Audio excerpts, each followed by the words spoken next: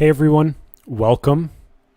I am super excited to share with you a very important teacher of mine and one that is quickly becoming known as one of the world's strongest teachers of non-duality and of the direct path. This is Rupert Spira. And this is one of his books, The Transparency of Things, that we'll be going through together. And I have this great over the shoulder angle, and you'll be able to see my most salient points that I've drawn out of it. And it's really epic. It's just contemplating the nature of experience. It's very explain like I'm five, and it's very about the direct experience and rather than the intellectualization or the philosophical. So I'm really looking forward to unpacking this together with you. Let's dive in. All right. So again, The Transparency of Things by Rupert Spira, contemplating the nature of experience. Right here in the book jacket, it immediately jumps you right in. The self-contraction gradually unwinds, aka the ego gradually unwinds, and consciousness returns to its natural condition. It experiences again its own unlimited nature. This experience is called happiness.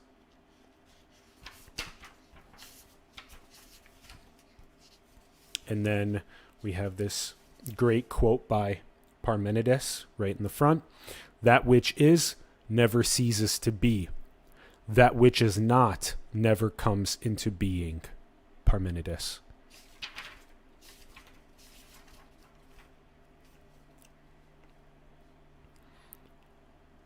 All right. So this is the perennial philosophy, the rediscovery of the timeless wisdom. This is the direct path, a rigorously honest investigation into the nature of awareness itself. We're looking clearly and simply at experience itself. Our earliest formulations divide experience into I and other, me and the world. However, at a certain stage, it begins to dawn on us that these formulations do not express our experience, but rather condition it.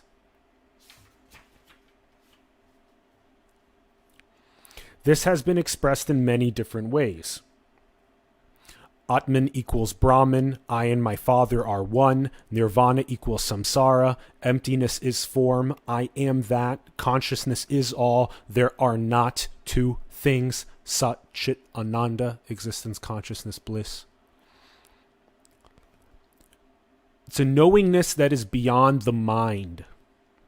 What is the nature of our experience in this moment?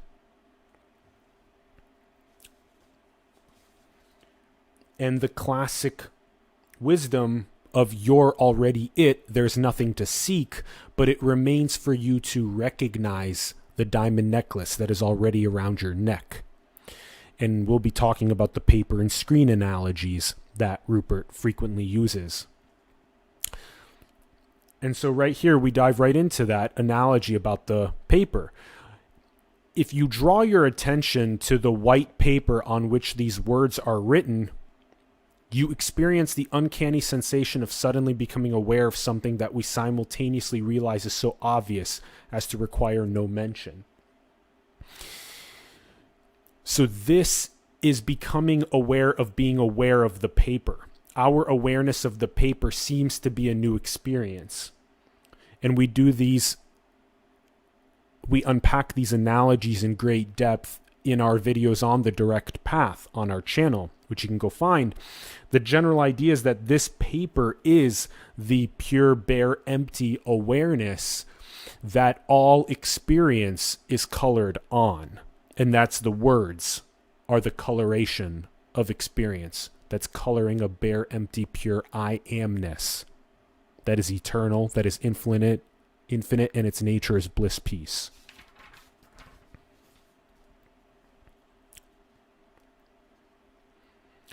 Awareness or consciousness is the open unknowingness on which every experience is written.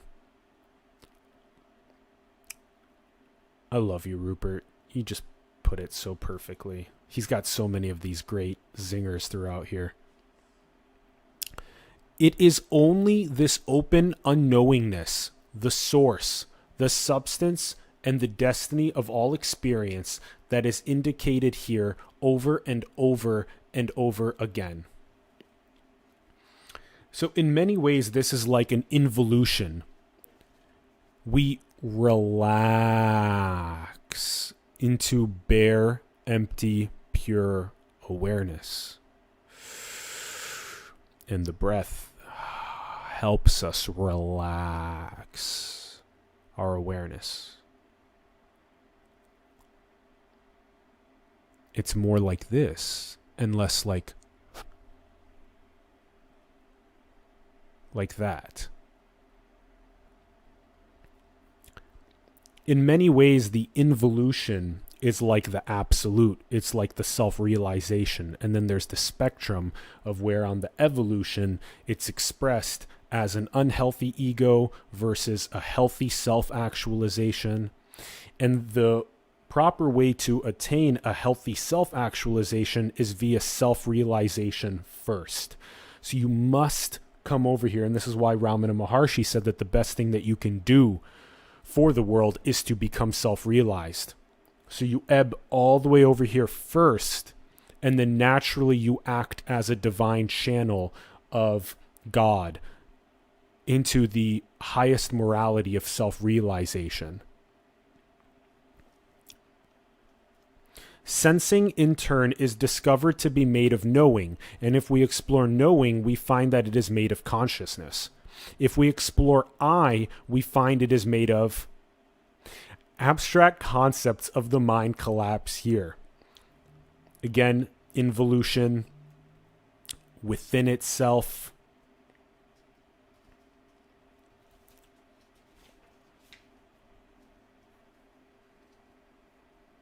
And then evolution gives birth to a mind, a body, and a world.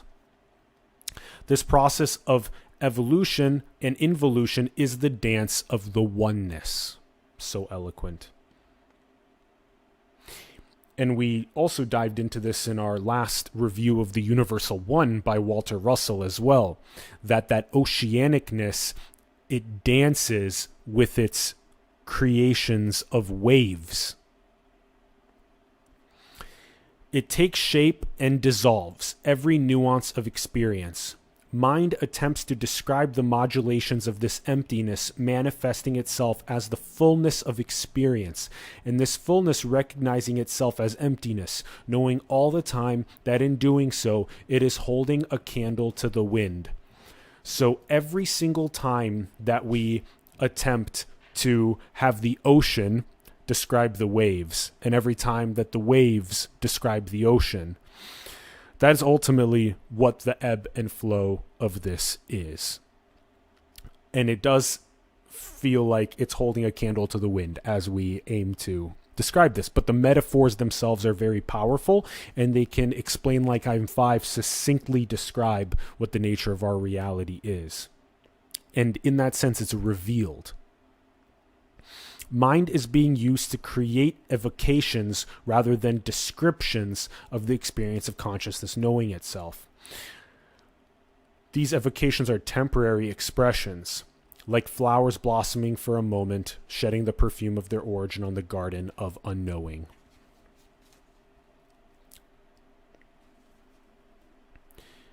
There is simply the clear seeing of the true nature of this current experience. We allow the naked clarity of experience itself to relieve itself of the burden of duality. Separation is not simply understood to be an illusion, it is felt as such. They die of the fierce clarity of being clearly seen. Its nature is always only pure consciousness.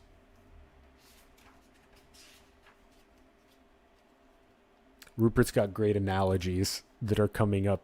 The sugar cube one for the ego dissolving is so good. Oh man. All right. It is precisely the idea that the body and the world exist as objects in time and space, independent and separate from consciousness, that is intellectual and abstract. It is not based on experience. The experience of the appearance of the body and the world takes place simultaneously with the experience of consciousness knowing itself. It is the same experience, one experience. Everything that is known through consciousness. It's this isness, this being or existence. The very I amness. It is the exposure of our false certainties. And they amount to a religion of materialism. It's so important to expose these false certainties. And that's what Rupert is doing throughout this book, is exposing those, pointing to the perennial philosophy from many different sides of the mountain. We never experience anything outside experience. All experience takes place here and now, so the nature of reality, whatever that is, must be present in the intimacy and immediacy of this current experience. Consciousness of something, and there is the existence of that something. Consciousness has veiled itself from itself.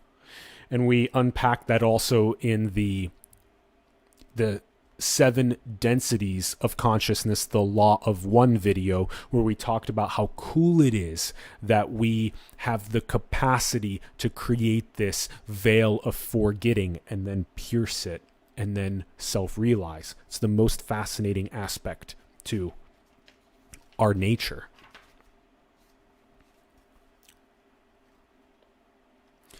Mind collapses from within. And this is the sugar cube. It's so good. All right. And the tea. There is only one single seamless totality, that consciousness and existence are one, that there is only one reality.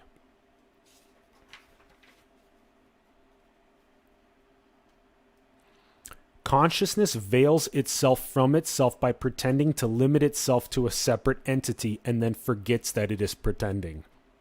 Beautiful. It is simply to see what clearly is. Our beliefs are the root cause of psychological suffering, and they are dismantled by a process of contemplative investigation. Assumptions. We can deconstruct these assumptions. This understanding is beyond the mind. Consciousness experiences itself directly and knowingly.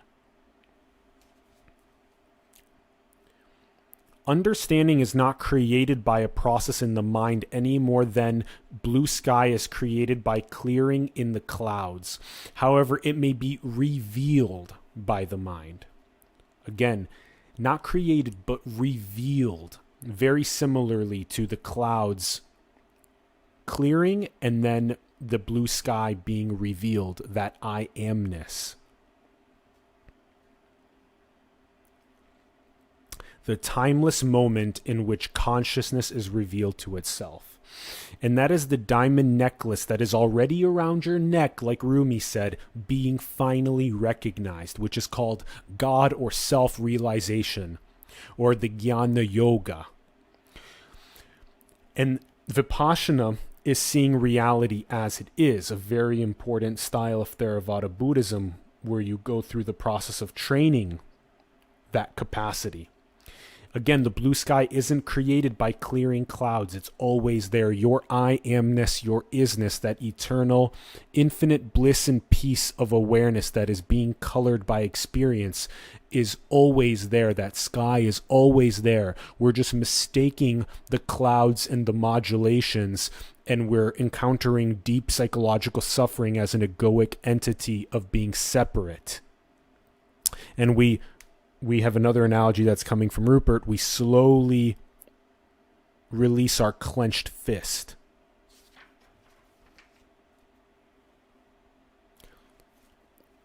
Sense perception occurs or appears in consciousness. The substance of perceiving and sensing is none other than the consciousness in which it appears. The mind, the body, and the world are located inside consciousness and are made only out of consciousness. That is our experience. And again, for those that are wondering, the reason why we're doing these unpackings of some of our most influential influences, we're doing it this way where we undergo the exegesis, the drawing out of the most salient things ourselves, and then we bring them onto camera and show them to you this way, is because that way you get a direct influence of the actual writer, the author themselves. You get Rupert's writings directly. It's not just our exegesis that you see, but you literally see the fact that they wrote this themselves, and that you can then pause the video throughout and take notes yourself. So keep drawing out what is most salient as we're going. And then also you can find the links in the bio below to his website, where he has videos of his non-dual teachings and much else, but also his book link is below, and you can actually get the transparency of things yourself and then undergo this similar process of exegesis. So drawing out what is most salient. So as you need, pause the video, take notes, revisit the content, draw out what is most salient for you. It is impossible to experience a limit to consciousness, because such a limit would, by definition, have some objective quality. We have no actual experience of a limit to consciousness.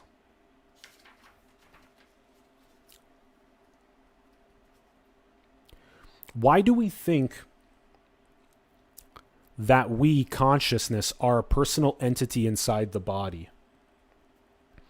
There is no experiential evidence to validate the belief that consciousness in which the mind, the body, and the world appear is limited or personal.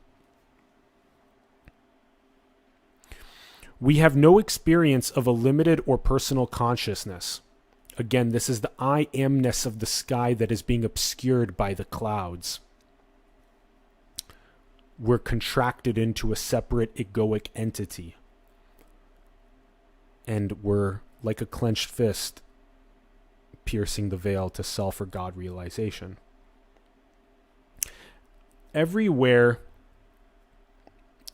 is in consciousness. Whatever is known by and through consciousness. It knows all that it is known. Whatever appears, emerges out of, is sustained by, and is dissolved into consciousness. Beyond consciousness, I amness is formless absolute, which is not an experience. And that's something that we've covered in our direct path teachings, which is a more advanced state of self-realization, which is the attributeless, agentless, formless absolute, which is beyond that experiencer and experiencing of the I amness of the consciousness sky.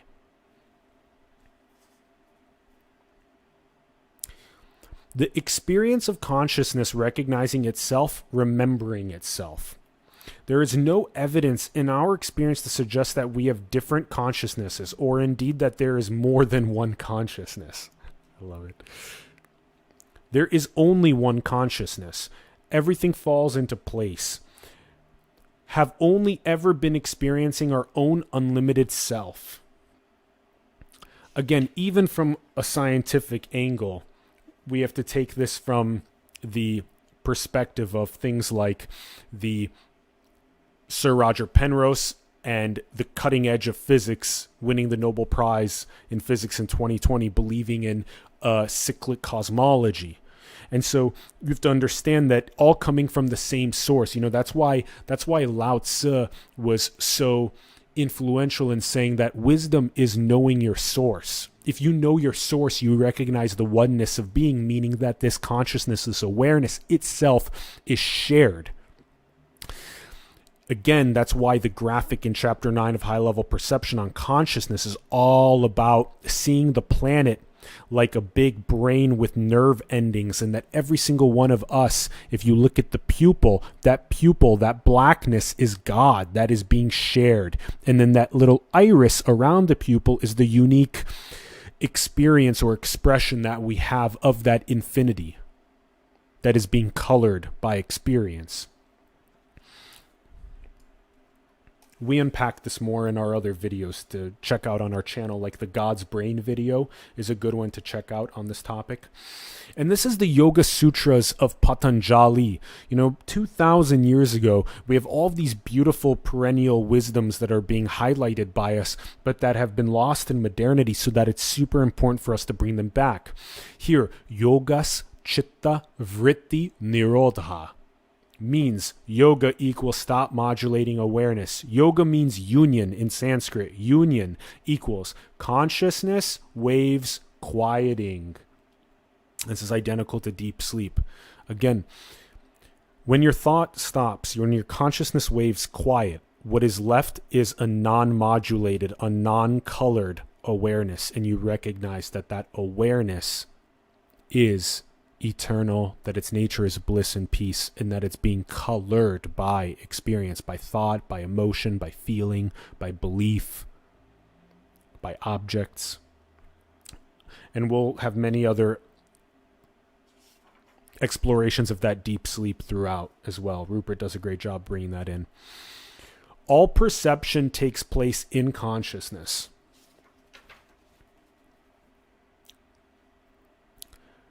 We are abiding as we are of that I consciousness, just am.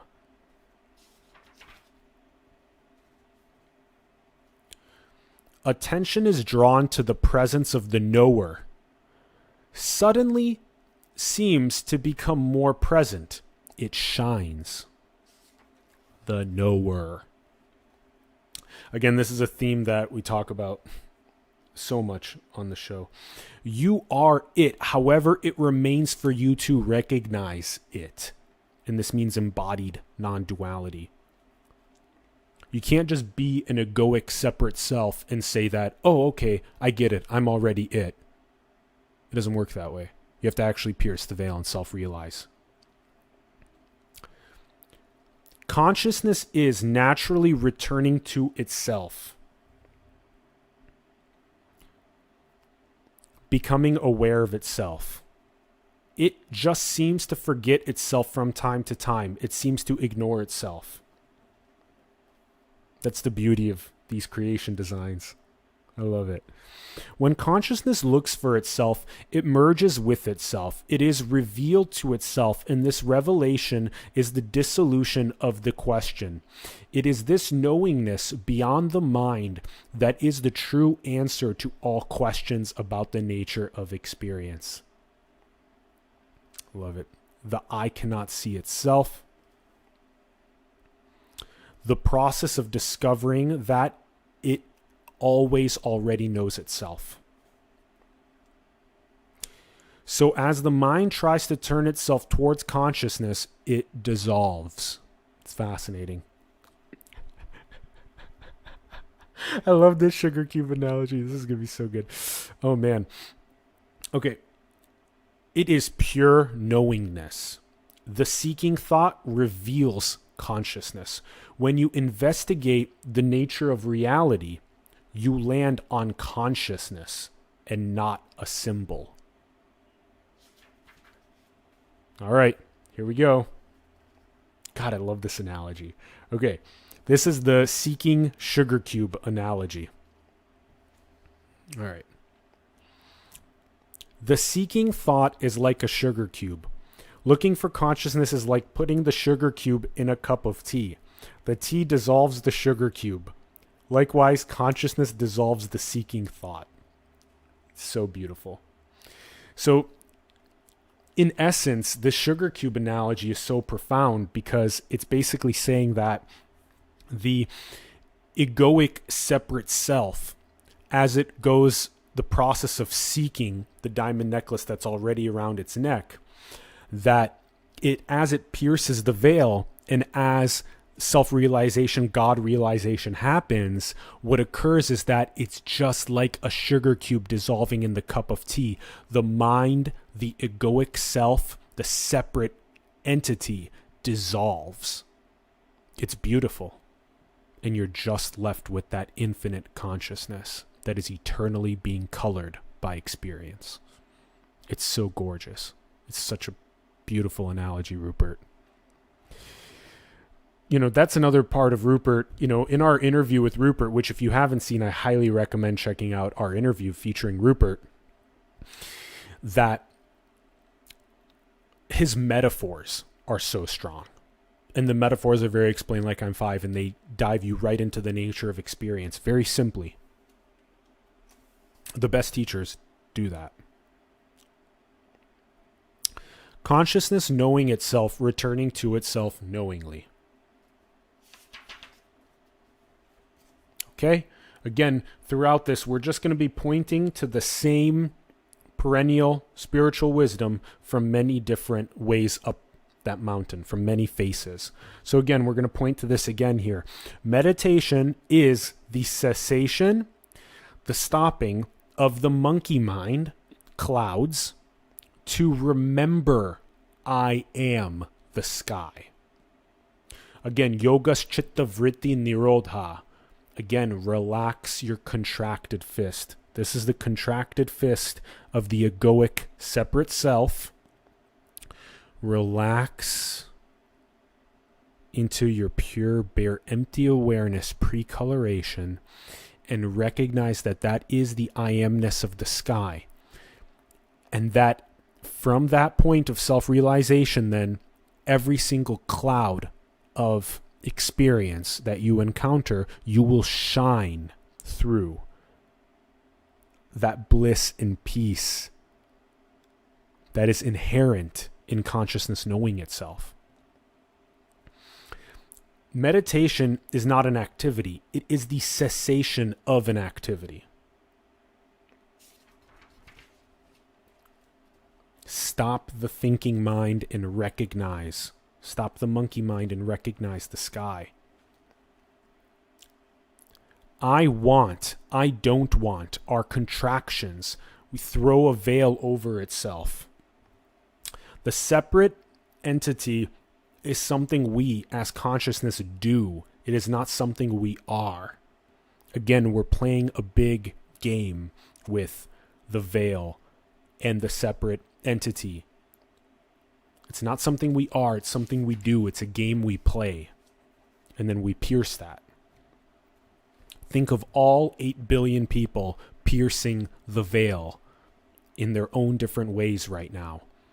And that is what is meant by the Sufi metaphysic Wadat al-Wujud, the unity of all finding. And you can watch our video on that topic too. It's fascinating. It was one of my profound satori, sudden enlightenment, that happened along my journey to non-duality. Embedded within every experience is the taste of its own eternity. As a man is, so he sees, as William Blake said.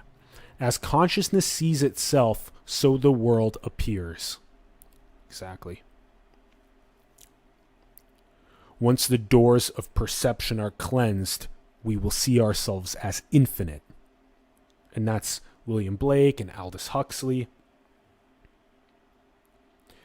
Consciousness, memory of itself is always deeper than its forgetting.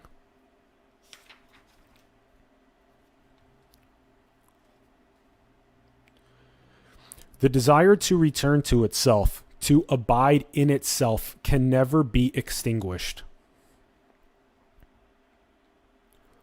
I am no longer this open, free, unlimited consciousness. Rather, I am this limited fragment that I have just created within myself. I am a body.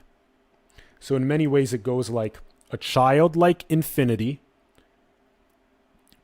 subscribes to all of the matrix nonsense that turns it into a corporate adult that has an egoic separate self, and that is then undergoes a process of piercing the veil and self-realizing its childlike infinity again.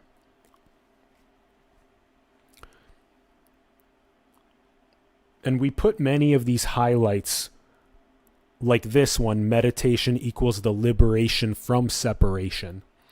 We put these core highlights also in the bio as well for you to check out. So you can directly go there for key insights and notes, and then repurpose those for your own enrichment and piercing of the veil to self-realization. Meditation is simply the liberation from the burden of separation. And this is a good highlight, actually, of what I'm talking about. So rather than just seeing the review of me saying this, now you actually get to see Rupert having written the exact same words. And so this is what I'm trying to share with you as we do these styles of reviews of the exegesis, the drawing out of salience from our main influences works, is that you get to see this. And this is a main important piece for you to see why we're doing this, so you can see this. And so that you yourself can then draw out many of these core insights as well. And also get excited about, getting more of Rupert's content across his YouTube channel that's blowing up, and also his different books, and going and actually buying them yourself and going through this process of Atma Vichara, self-inquiry, self-realization, inquiry into the nature of your own experience. Very simply, experientially. Consciousness becomes more and more accustomed to remaining in itself as itself. That's what's meant by abiding. The impulse to contract into the separate entity is progressively undermined. Consciousness stays at home. And this is what I'm sharing across all these direct path videos with you guys as well throughout my journey, especially in even just the last couple of weeks of becoming more and more of that light, instead of just flickering, is now staying on. And it means that my Alan Sakyan is completely dissolved. Atlas is basically completely dissolved. All that's left is just non-dual awareness of bliss and peace eternally being colored. And that is what is meant by enlightenment. And everyone deserves to pierce that veil and self-realize and experience bliss and peace 24/7 rather than for 5 minutes a day. Consciousness shines in every experience. Meditation is what we are, and the person is something that we do from time to time. Love it, Rupert. All right.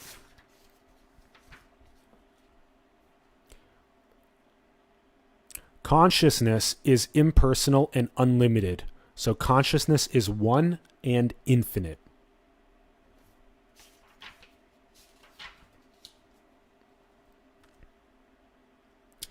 In the analogy of the ocean, the waves are a metaphor for the appearances that arise upon or within the ocean of consciousness.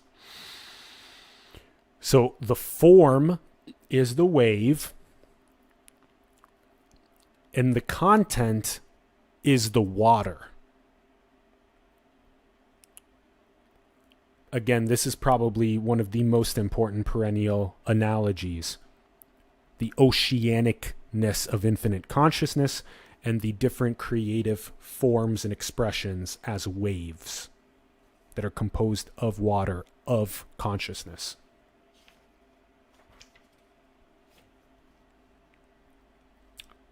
So consciousness modulates manifestations, And that's what we see here with this creativity of reality that we're in.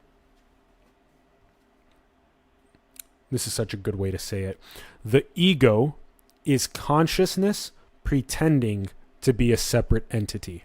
It's a perfect way to put it, Rupert. Hopefully this is very enriching for you all as well in your journeys. Suffering is already a rejection of the current situation, a lack of acceptance of the current situation as it is. And this is why people like Bentinho Massaro, who have been another massive influence on me, have focused on the phrase, accept yourself, love yourself, and become the creator. And that's a really simple way to put it. Accept the current situation as it is. There is no lack. Everything is perfect.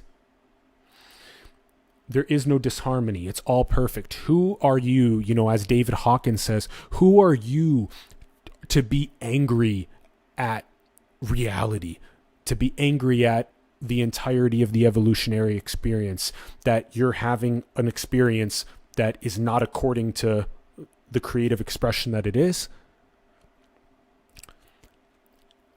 So that's a core insight, is to have no lack, have perfection for the current situation as it is. Accept yourself, love yourself, become the creator. Don't create that suffering with rejecting the current situation. Simply accept the current situation itself. Suffering would cease right there. You're already diamond, yet it remains for you to recognize it. And another one of our favorite analogies, the screen analogy. So the screen is the support and the substance of the players.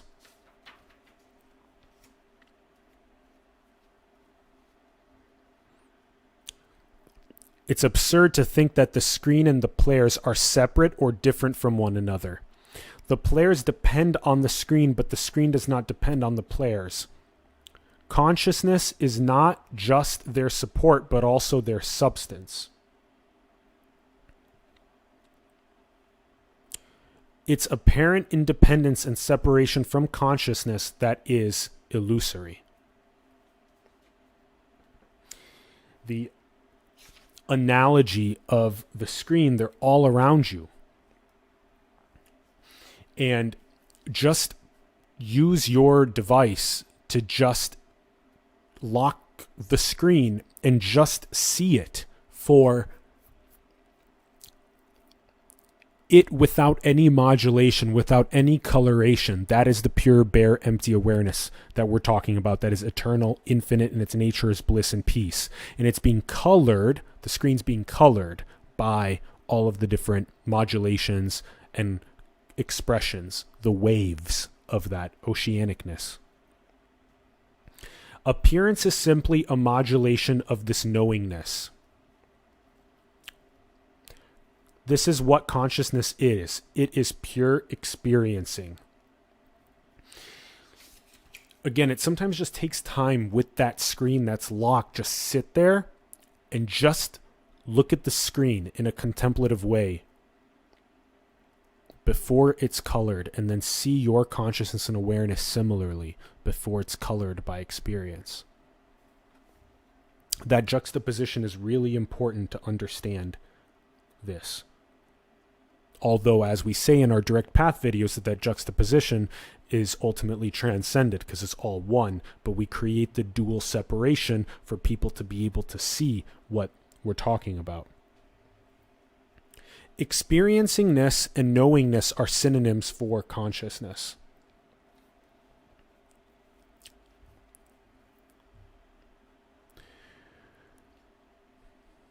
So we do not do anything to the feelings. In fact, we stop doing something to them. We stop investing them with the power to veil reality. Desires continue to arise, but their purpose is no longer the avoidance of feeling nor the attainment of happiness. Their purpose is to express happiness. Their purpose, in fact, their nature is to manifest, share, and celebrate happiness. And we'll have some further explanations of that are really insightful. So we abide as this witnessing consciousness knowingly. And that's why people like Osho are also so adamant about that witnessing consciousness. Another great teacher to go check out. Our true body is consciousness.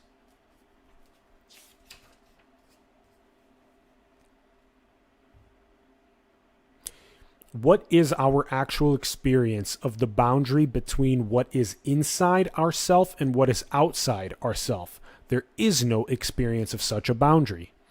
And that's why perforation and porosity are massive keys, which we talk about in Chapter 9 in High Level Perception on Consciousness, where we showcase the difference between somebody that is perforated and porous, where they are understanding and accepting at a deep level of the porosity of themselves with the O2 and CO2 exchange that's constantly happening 20,000 times a day with their breath and the photosynthesis of phytoplankton and trees on the planet, or with them drinking water that's part of the same hydrological cycle that was here 66 million years ago when dinosaurs were here. And similarly with their gut microbiome and the symbiosis there. There's no way to create a boundary of separation between you and the outside world.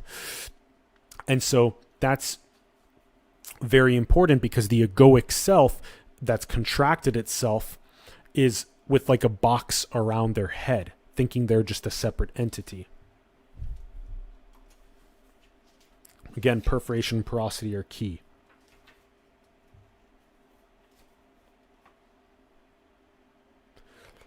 Why do we think that the sensation we call our hand is closer to us than the sound in the distance? Is that our actual experience?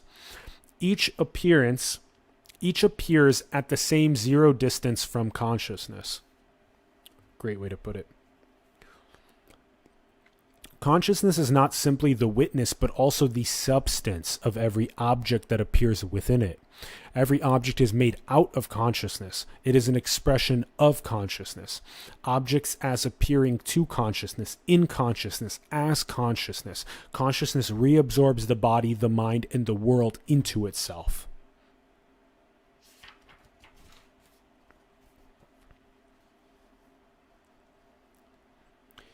It realizes itself as everything. This condition could be called love. Realizes itself to be the very substance of everything. Consciousness knows itself as everything. Everything is included within itself and is an expression of itself. There is only consciousness. There is only being, which simultaneously creates, witnesses, expresses, and experiences itself in every experience we have. Mwah. Love that. All right. And this is what we said in our first direct path video. Simply the fact that there is something, that there is being, that there is consciousness is the most extraordinary thing. If you're not in absolute awe on a moment-to-moment basis that you exist and that consciousness and awareness are experiencing a reality, if that in itself does not bring you tremendous awe, investigate why it does not. And that is the process of self-inquiry and self-realization. And inevitably, that egoic sense of separate self will dissolve as the sugar cube in the cup of tea. Walking on water or teleporting through space is no more remarkable than a speck of dust or the fly that has just landed on this table. And that's why similarly, people like Terence McKenna, when they were told about not having that much time left to live, that everything became filled with awe. Even a blade of grass or a little bug that was walking along the ground became beautiful. And so to have that childlike awe is the nature of our being. It's a yoga of wonder, astonishment, and delight. We simply stand open, empty, silent, unknowing, and wondering.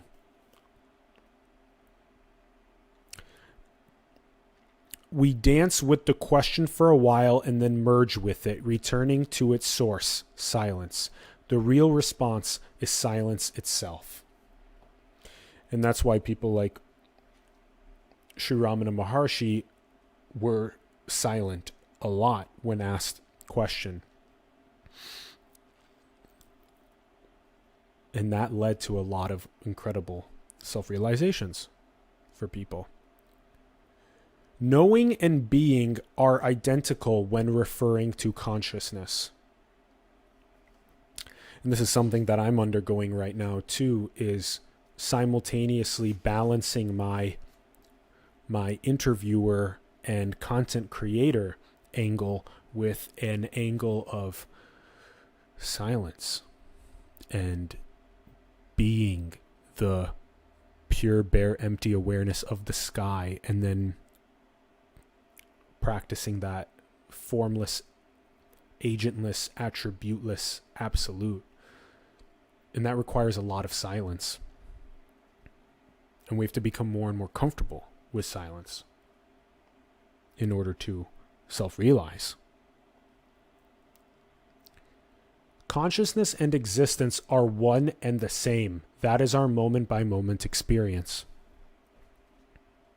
The mind and the senses are like a prism through which the oneness of the consciousness existence appears to be refracted into 10,000 things.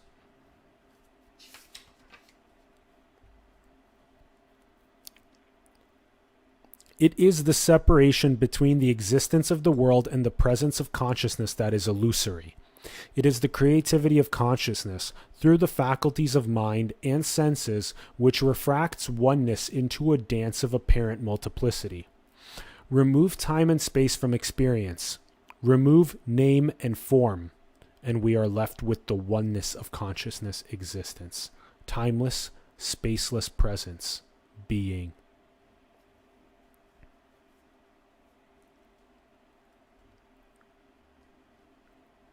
The mind and senses are double agents. They work for both ignorance and understanding. This realization is the moment the prodigal son turns around and proceeds back towards the father on exactly the same path that he originally took on his flight away from him. And this is a really important biblical story, and it has a lot to do with this direct path of the egoic separate entity, like the prodigal son, turning back around and piercing the veil and understanding that consciousness is it. This is also the moment at which the traditional spiritual path of renunciation becomes the tantric path of embrace and inclusion. So again, we're not trying to just say that that is Maya, illusion, renounce it. Rather, we have a tantric path of weaving. So we weave our self-realizations with the social fabric. It is the moment at which the full spectrum of experience is welcomed, explored, and celebrated for what it truly is. It is the transition from I am nothing to I am everything, from the path of discrimination to the path of love. It is the moment when the emptiness of consciousness recognizes itself as the fullness of experience.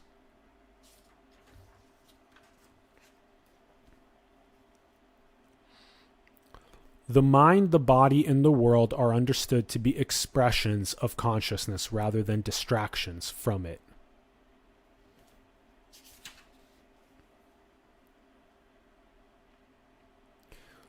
There is one condition, one ever-present condition, which we call I, consciousness, presence, in which all apparent states come and go, the ocean of all the waves. Deep sleep is in fact simply the presence of consciousness shining by itself. That is why it is so peaceful and enjoyable. There is no time in deep sleep. Lots of people come on our program and talk about how much they enjoy deep sleep. So we're going to unpack that throughout a lot more. Consciousness takes the shape of every appearance, although it itself is shapeless, just as water takes the shape of a wave, although it is itself shapeless.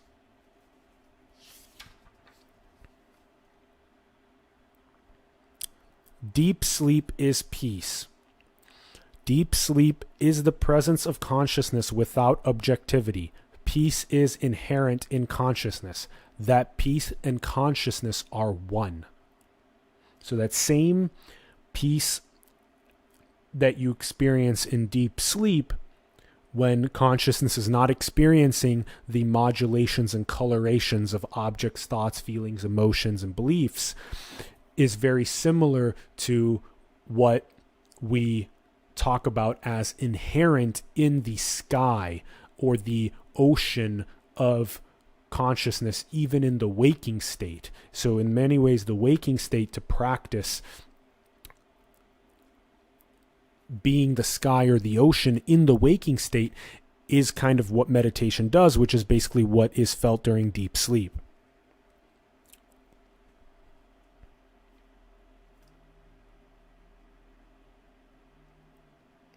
Don't be lost in the waves and the clouds.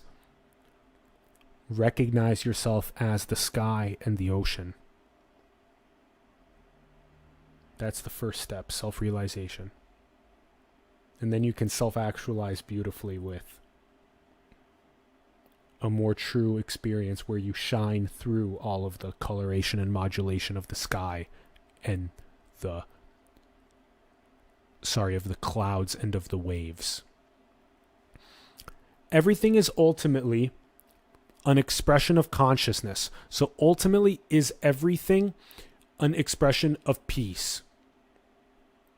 Every experience is the shape of silence. Silence is pure in and of itself. A very important teaching by Sri Aurobindo and the Mother Mira Fossa to us as well. So, repeatedly shatter the illusion of separation. The first thing upon awakening in the morning, practice, I am infinite consciousness. I've been doing that a lot in the morning, at night, throughout the day, just basically rebaselining to the light permanently staying on rather than flickering. So basically spending 0% of the day in ego, separate self, and that's how it dissolves.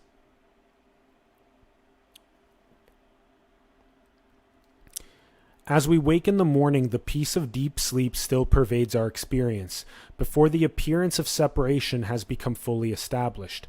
Consciousness immediately loses itself in identification with a fragment. It condenses itself into a body-mind, and the world is correspondingly projected outside. The illusion of separation reappears. One pretends to be two. The contracted me becomes a seeker, consciousness pretending to be a separate entity.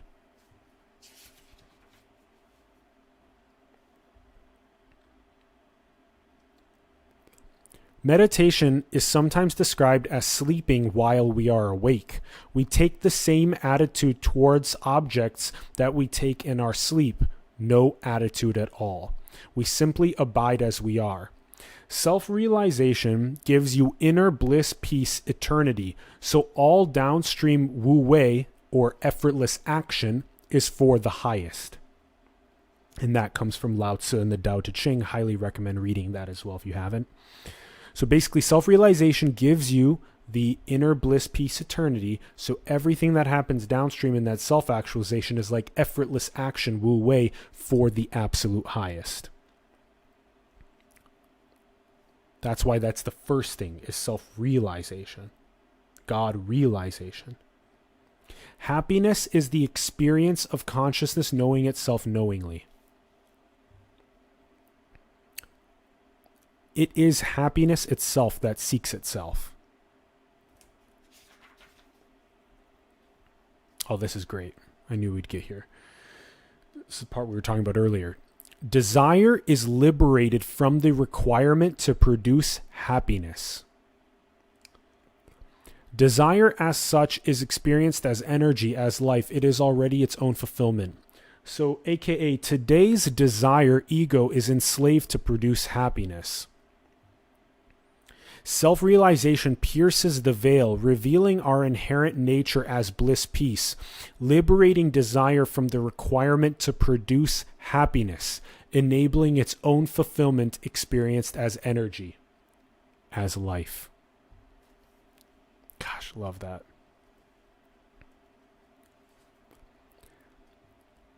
We are in modernity so obsessed. Once I accomplish this, it's seeking the trophy. Once I accomplish this, then I'll be happy.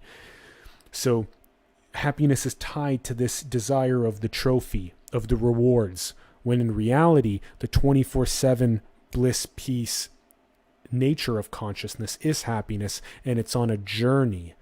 And every moment in the journey is the destination. The waves of the oceanic infinity is the creative expression. It is the destination.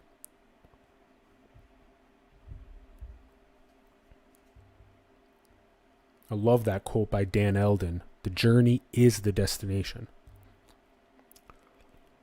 The separate entity has no freedom, but as there is no separate entity, why mention it?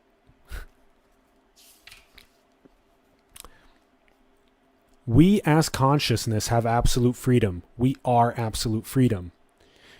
If all the minds, bodies, and worlds that exist are interconnected in one seamless system, how could consciousness, which is considered in scientific materialism to be a byproduct of this system, itself be individual and separate? Everything arises spontaneously out of consciousness, and that consciousness is therefore its sole and ultimate cause.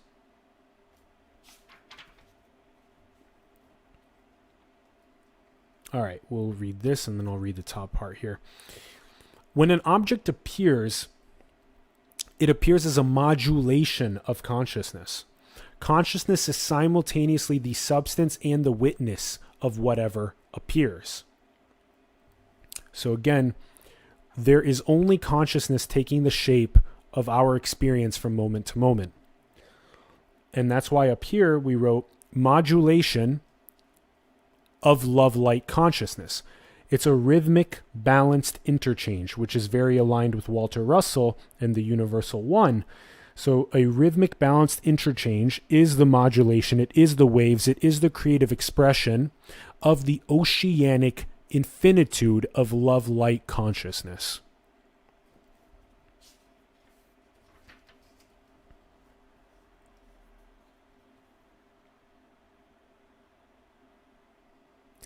Consciousness is one with the totality of every experience, not just with a fragment, the body-mind. It comes to know itself as the witness of all objects before re-engaging with the totality of its experience and recognizing itself as everything. This part's really interesting. So, the idea of I am everything is very much like Advaita Vedanta, where the Atman and the Brahman are the same. That's kind of the non-dual infinite consciousness. And then the idea of the more Buddhist idea of no self is more like the absolute, the formless, the agentless, the attributeless. And that's the I am nothing, which is so fascinating.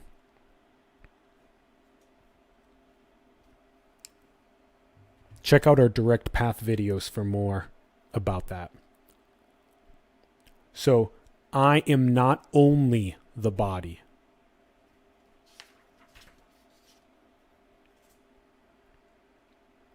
Deep sleep is simply another name for this timeless, spaceless presence.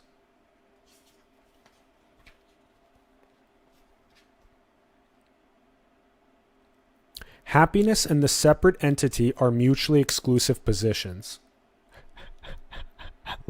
I love that one, Rupert. That one was so good that I had to post it right away onto our Instagram. It was so good. Happiness and the separate entity are mutually exclusive positions. Consciousness begins to tire, exhausted, consciousness pretending to be a separate entity, spiritual search, recognition that consciousness is happiness, fulfillment or peace itself, always and already prior to and within every experience. natural relaxation of the identification. Consciousness becomes increasingly comfortable abiding in and as itself. The ease of being begins to pervade experience. Relax the clenched fist. Sink into the oceanicness. Use the breath.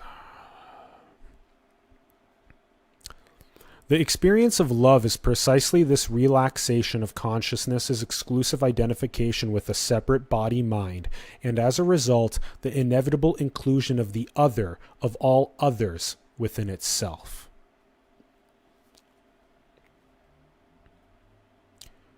Very much like king pretending to be an ordinary person. The king reclaims his royal identity that he realizes that although he thought, felt, and behaved as though he were bound, in fact he was always free. He realizes that his status as an ordinary person was self-imposed and imaginary. Realize yourself as the king, as the queen.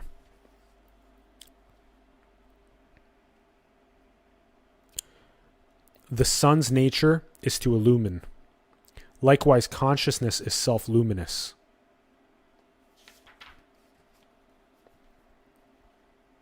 Mind is form. The prodigal son leaves the palace. He turns away from the father towards the world of objects. Consciousness throws a veil over itself. And the search for itself begins. Every now and then the search is brought to an end in a moment of understanding, love, or beauty. Consciousness is reminded of itself. Consciousness reminds itself of itself. It tastes itself. Those are those light flickerings that occur. It's tasting the true nature of reality. Pierce the veil, permanently keep that light on. Enlightenment. We experience only one thing. Consciousness and reality are one. Suffering is another name for this misinterpretation. It is a seamless experience. It is one experience. As soon as it's fragmented into an entity that is separate and egoic, that's where the root of psychological suffering is. And that's the game we play. Is this new sensation that is generated by our hand touching the table two sensations? No, it is one. Again, put your hand on something. Is that new sensation generated by your hand touching that something two? No, it's one.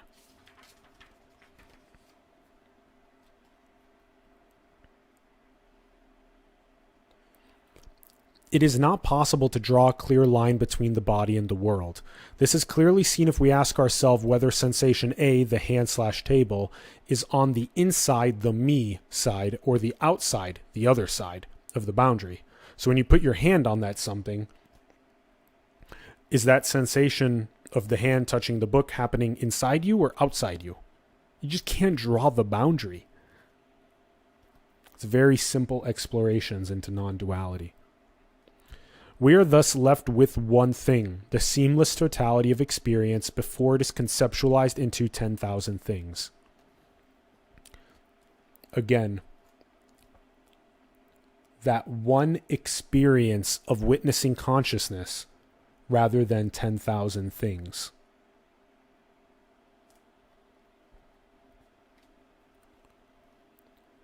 This witnessing consciousness throughout the totality of experience.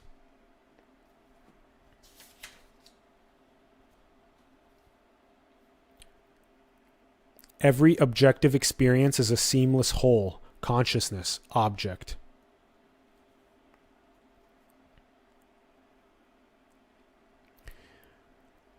This is the return of the prodigal son. The moment of looking back towards the Father is the moment of recognizing that consciousness is present. Consciousness loses itself in the world of objects. The moment it turns its attention away from objects and towards itself, it recognizes itself. As it turns its attention more and more towards itself, it becomes absorbed in itself. The Father knows that the Son never leaves the kingdom, but the Son, that is, consciousness believing itself to be an object, has forgotten this, and so he has to return. In reality, the Son is reclaimed. And this is what is illustrated by the graphic in the chapter 9 on consciousness is with the iceberg, is that you can't be at those surface level waves of the iceberg where you're only focused on objects. Once you turn inquiry inward into that self-inquiry, that atma vichara, the self-realization, God-realization opens up. You pierce the veil. But again, if you're only focused, that's the depth of the iceberg. But if you're only focused at the surface level, you're going to continuously occur the psychological suffering of the egoic separate entity. We end with the understanding that consciousness is the ever-present reality of all things, and that everything appears within it and as an expression of it. Consciousness witnesses and expresses itself simultaneously in every experience, and that is what we are, always changing, always the same. Love it. That's the paradoxes. They're beautiful. And it's not even a paradox. It's transcended by true knowingness, which is you are the ocean, the infinite. You are also the waves, the creative expressions, modulations. Our experience is always only consciousness. Consciousness ceases to veil itself from itself with erroneous ideas. It ceases to veil itself with its own creativity.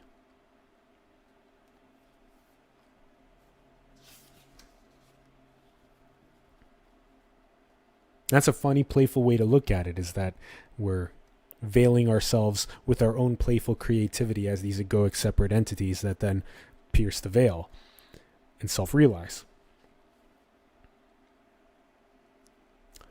When consciousness relieves itself of the belief and feeling that it is the body-mind, it simultaneously relieves itself of the belief and the feeling that it is not the world. Love is the natural condition of consciousness when it is knowingly one with all things. It includes all things within itself and is itself the substance of all things.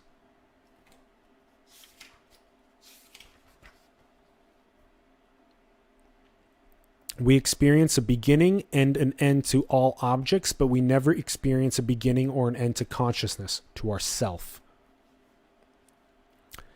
Sentience disappears on death, but not that consciousness disappears. Nobody falls asleep and nobody wakes up. Deep sleep is timeless presence.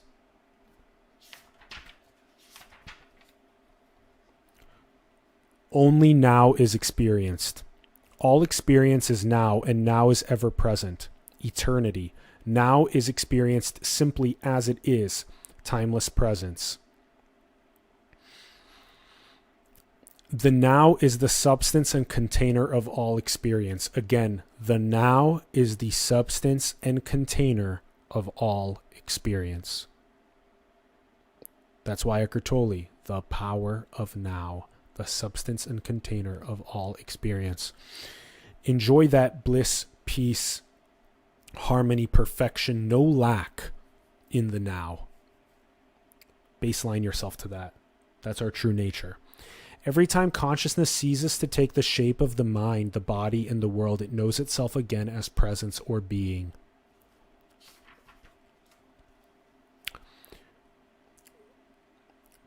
Presence prior to time and space that remains. Attention be given to these gaps between perceptions. That's a teaching of non-duality that is sometimes suggested to help people understand that presence. Attention is consciousness with an object. When the object vanishes, attention simply remains what it always is, consciousness. It witnesses and manifests itself simultaneously as that object. It recognizes itself.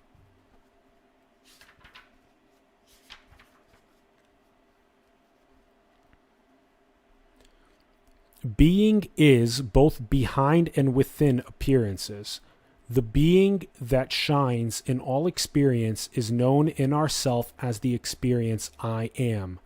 In the world it is known as it is. We share the presence that we are with all things.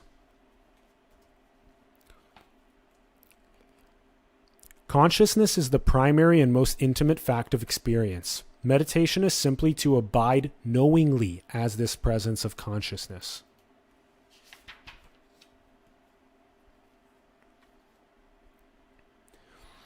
We just remain there knowingly. We abide there. In time, the first layer of resistance, the I don't like, dies down.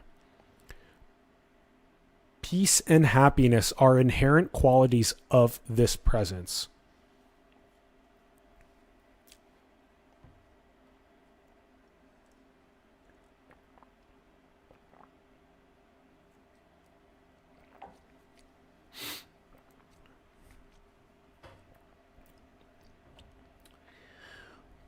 Do do do do do do do. A little bit of rearranging. He.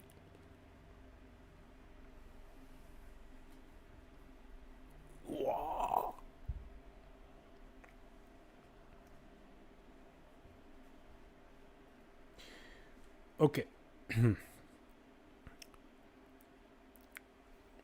Draw attention to the presence and primacy of consciousness.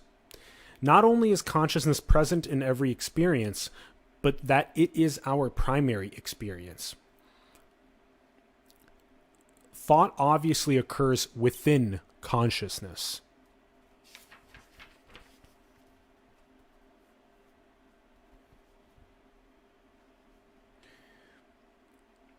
Our experience is one seamless totality. Consciousness and the thought, sensation, or perception are one experience.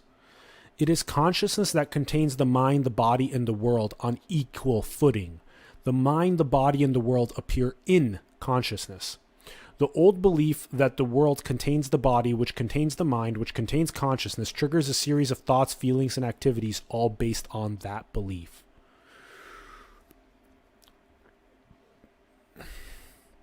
Objects do not just appear in consciousness, they appear as consciousness.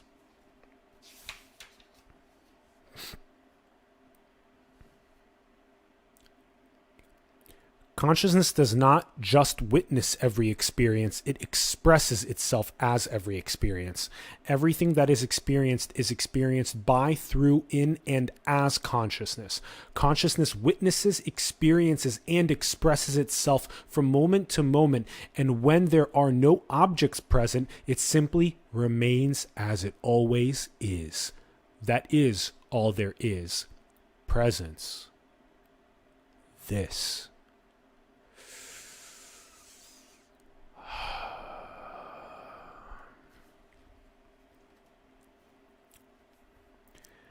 Our art must give us a taste of her eternity.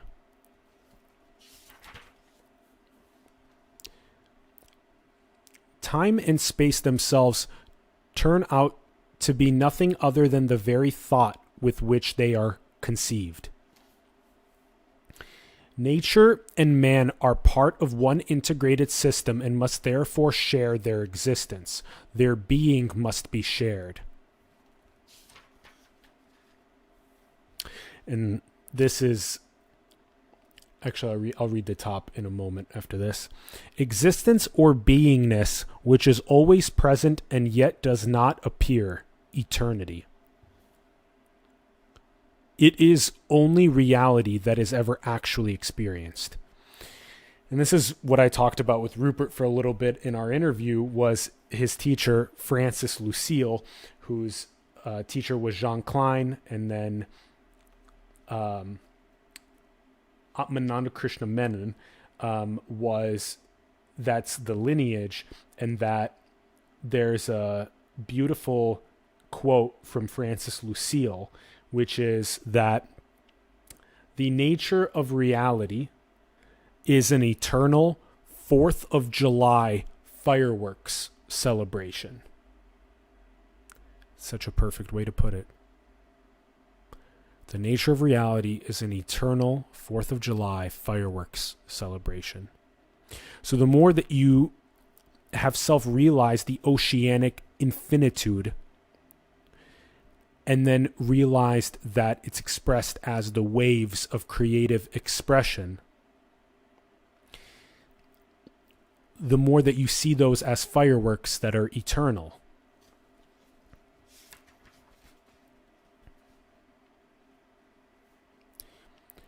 In the ultimate analysis, there is no difference between the two states of dreaming and waking.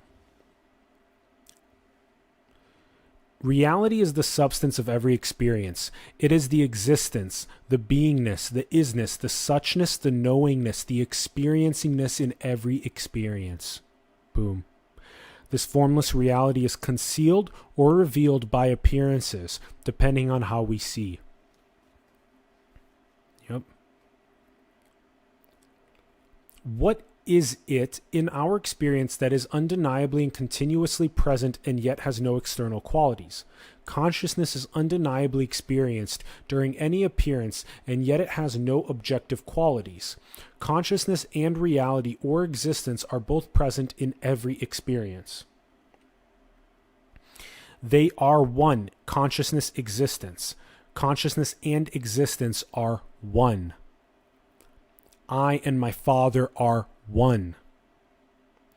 I and my Father are one is an expression of the fundamental unity of consciousness and reality, of the self with all things.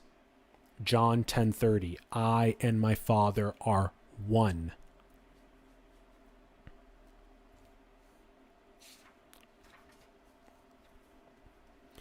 Again, similarly here, as we've been mentioning, it's like creative modulations on an infinite mirror, or creative waves on an infinite ocean.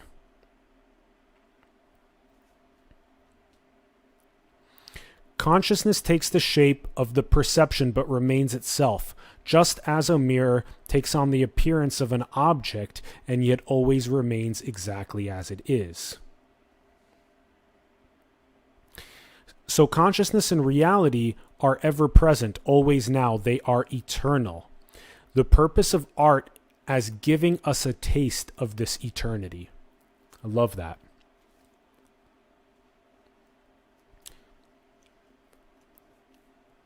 William Blake, every bird that cuts the airy way is an immense world of delight enclosed by the five senses. And Cezanne, the reality of nature, which he calls her eternity, is experienced as a thrill. And they both suggest that inherent in the oneness of consciousness and reality is the experience of delight, that the experience is thrilling. So again, the nature is the eternal fireworks. It's the eternal thrill, the eternal delight. Sat Chit Ananda, existence, consciousness, bliss.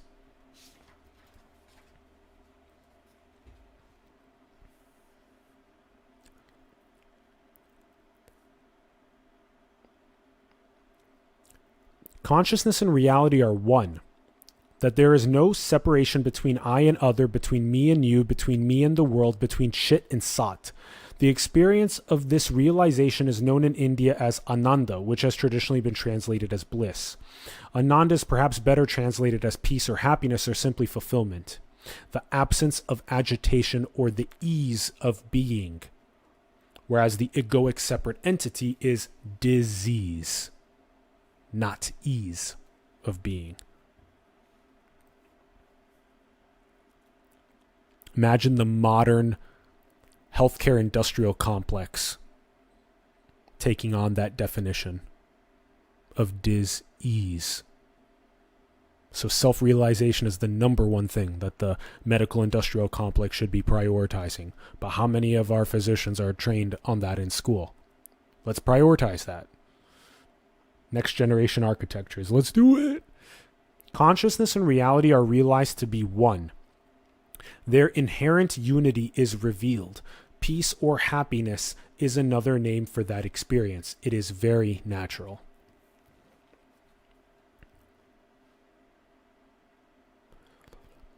The sacred works of art shine with the presence of this understanding and therefore have the power to convey or communicate it directly. They evoke it. Classical Greece, this experience was described as beauty, the experience of recognizing that consciousness and reality are one. Consciousness is recognizing itself. Consciousness is remembering its own reality, its own being. It looks in the mirror of experience and sees itself. It experiences its own reality. Such works of art give us the taste of eternity. And this is, again, very similar to Robert Pirsig's work on the metaphysics of quality, MOQ. If you haven't, read Zen and the Art of Motorcycle Maintenance. It's fantastic. And again, it's very much like an eternal art show. All of the oceanic waves are an eternal art show of modulations and creativity. Embody that. The non-duality of the oceanicness expressing itself creatively and eternally as modulations of waves. That is your key to 24/7 bliss, peace, enlightenment, self-realization, God realization.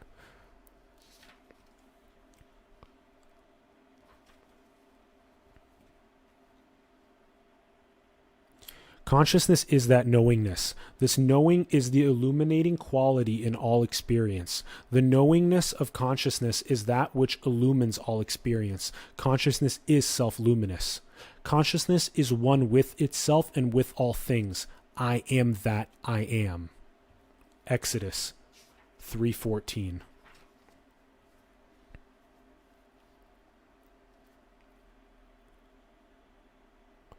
When an object appears, it is consciousness that takes the shape of that object. Consciousness knows an object by being that object. An object derives its being from consciousness, from amness. Being is present in every experience. Consciousness is that being. In the knowledge that I am, consciousness and being are one. When this is known, the mind, the body, and the world become transparent and luminous. They shine with presence. As presence. The I am becomes I am that in the presence of appearances. Consciousness gives its amness to all things. The amness of self is the isness of things. Consciousness is one with all appearances. Consciousness knows itself as all appearances. There is oneness.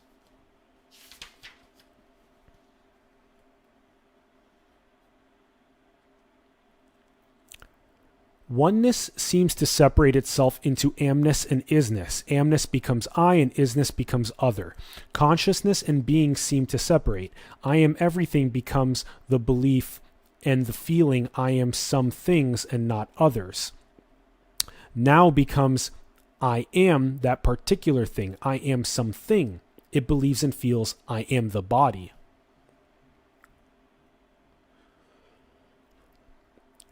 A process of selection by I like and I don't like, I want and I don't want, cravings and aversions. A web of desire and fear is woven. Likes and dislikes fragments the seamless totality of experience. The belief and feeling I am the body becomes dense, solid, sticky, and layered.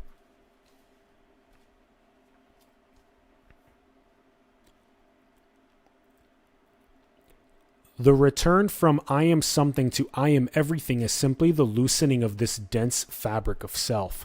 The open space of consciousness begins to know itself again as a welcoming space in which everything is allowed to pass, as it will, when it will, where it will. The net of desires and fears is unstitched. No longer has any power to separate anything from anything. The body returns to its original transparency, open, available, loving, and acutely sensitive, beholding onto nothing. The mind is liberated from the tyranny of a separate self and becomes clear, lively, and kind. The beauty and vibrancy of the world is restored. Love it.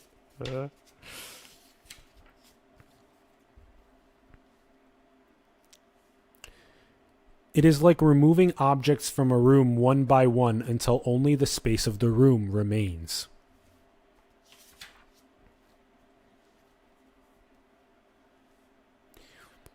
Mind is further reduced in understanding and is now realized to be a projection of consciousness, to be made out of consciousness. The individual person who seemed to be the experiencer of the dream was in fact experienced within the dream. The appearance of the separate entity in the waking state is essentially the same as that in the dream state. Again, we prioritize the explanation of this metaphor in our interview with Rupert at the very beginning and throughout, so go and check that out. The God's brain having a dream of these creation design realities. And that's why it's recursive in the sense that we spend a third of our lives also sleeping.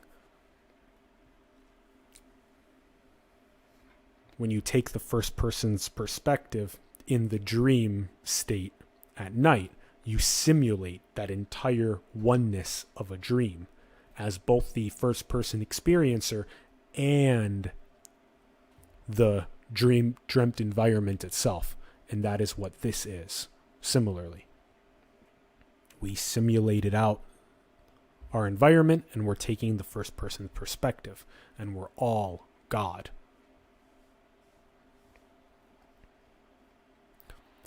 This veiling activity, this imagining myself to be a limited entity, is consciousness's own activity, its own creativity.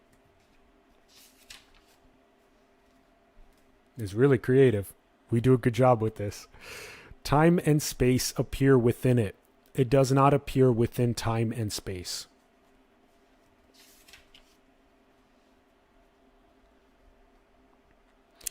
Reality is one solid, seamless, indivisible substance made out of luminosity, transparency, knowingness, beingness.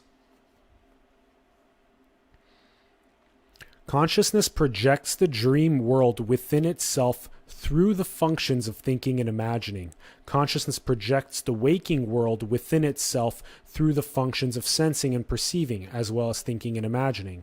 In deep sleep, there is no projection, and therefore no time or space. There is no world. There is simply presence, and that presence is this presence.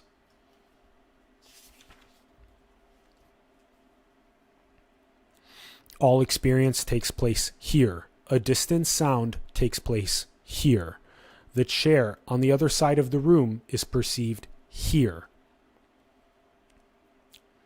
Everywhere is present here. The body is a sensation inside this here, inside presence. Everything takes place here, inside consciousness. The idea that experience takes place there or outside vanishes.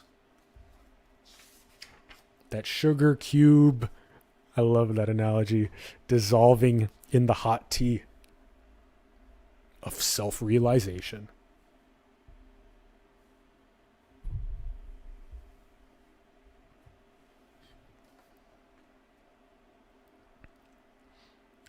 All experience takes place now. All memories of the past take place now. All thoughts about the future take place now. This now does not last in time. All time lasts in it. This placeless, timeless presence is the transparent, homogeneous, substantial, ever-present reality of experience within which and ultimately as which the fleeting, insubstantial, and intermittent experiences that we call the body, the mind, and the world appear like waves.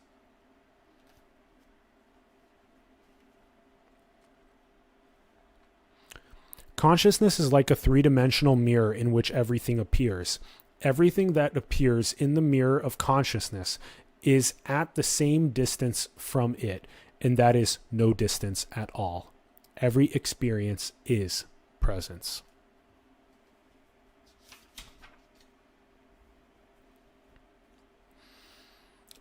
The mirror of consciousness is the screen on which everything is experienced, and at the same time, it is that which experiences everything.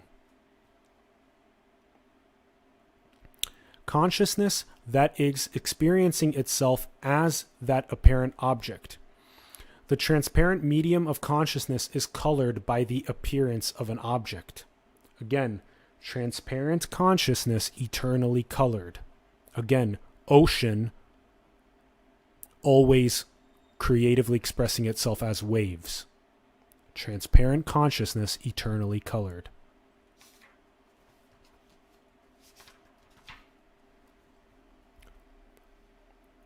Again, consciousness modulating equals the water in ocean taking shape of waves. Consciousness knows a thing by being that thing. That is its mode of knowing anything. Rather, consciousness takes the shape of the object, of the current experience from moment to moment, whilst always remaining exactly as it is. As the water in the ocean rises and swells into the shape of a wave, flows for a while, and then falls back into the ocean without ever for a moment being anything other than water, so every object, every experience arises within consciousness, takes its unique shape, does its unique thing, and then offers back its name and form to the ocean of presence, which abides in and as itself before taking the shape of the next wave.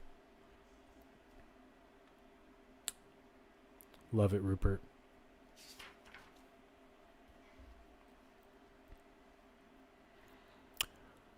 The wave gives water a name and a form. When the wave vanishes, only name and form vanish. Water remains as it always is. Only names and forms are continually transformed. One womb, many forms. Wherever we look, we see only the face of God. God sees herself in all things.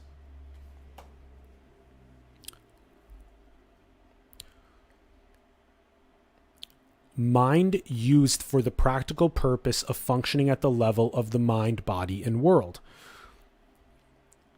It is a way of seeing and talking that enables a certain level of functioning in the world, and as such, it has its legitimate place.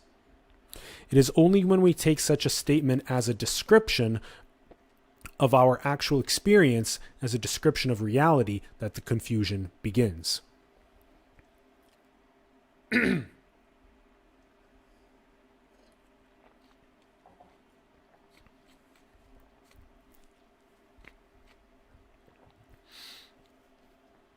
this is why we talk a lot about the middle path, the middle way, the Goldilocks zone. When you experience non-dual awareness, you undergo the tantric path of weaving the self-realization into the social fabric, rather than where you completely ignore this portion right here, which is where you no longer even entertain any of the functioning of the world.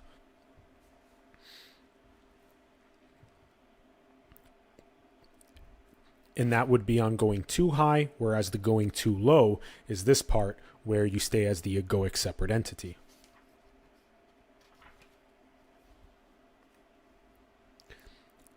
Investigate consciousness to cleanse mirror. It is the edifice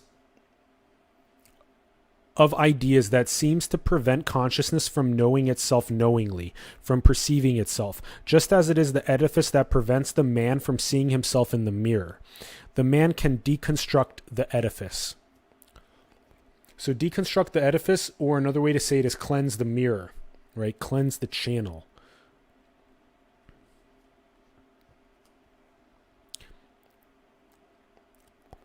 It is the freedom that consciousness has from moment to moment to create the idea that it is a separate personal entity, to believe that idea, to forget that it has chosen to believe it, and therefore to consider it a fact, to explore the fact and rediscover that it is a belief, to stop believing it, and to realize again that it is simply an idea, and is, as such, one of many possible modes of being that consciousness chooses from moment to moment out of its own freedom.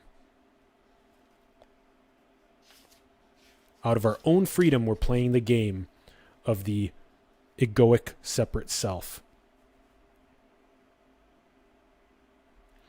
I am that separate entity, the sole cause of psychological suffering. Consciousness is freedom itself. It is free to forget and free to remember. We mentioned this earlier. This is why Ramana Maharshi was often silent when asked a question. The highest answer to a question about the nature of reality or the self is always reality or the self itself, and this cannot be spoken of, so he would just remain silent. If the absolute truth is spoken by one who is parroting the truth and thus does not come from true understanding, the answer will lack depth, and that will be transmitted. And this is profound because about a year ago or so, I was undergoing a process of kind of like awakening, but really slowly. And I was trying to explain some of these metaphors about the sky and the clouds or about the ocean and the waves, but I couldn't do it. Even as I was explaining it, I couldn't do it because I didn't get it experientially. I hadn't embodied non-dual awareness. My egoic separate self sugar cube had not dissolved in the hot tea of the oceanic infinity of consciousness. And so now, 1 year later, I'm very clearly able to transmit the direct path teachings because I have experientially underwent the Satori, and now I am that non-dual awareness. It's so fascinating. So you can tell by the people that you listen to. And this is why we highly recommend people like Rupert Spira and like Bentinho Massaro and like Ramana Maharshi and Nisargadatta Maharaj, and there's many other Shunyamurti, there's many other self-realized teachers right now that are doing a great job. So your discernment is key. We are deceiving ourselves if we wash a veneer of there is only one consciousness over feelings that I am this body or am in this body. And we'll get to a graphic that explains this more in a moment. It could be said that the rational investigation at the level of beliefs and ideas is a prelude to the deeper exploration of the sense of separation at the level of the body. On the path of discrimination, we discover what we are not. On the path of love, we discover what we are. This discovery is a moment-by-moment revelation. It cannot be crystallized in words. It is the true unknowing in which nothing is known, but everything is embraced.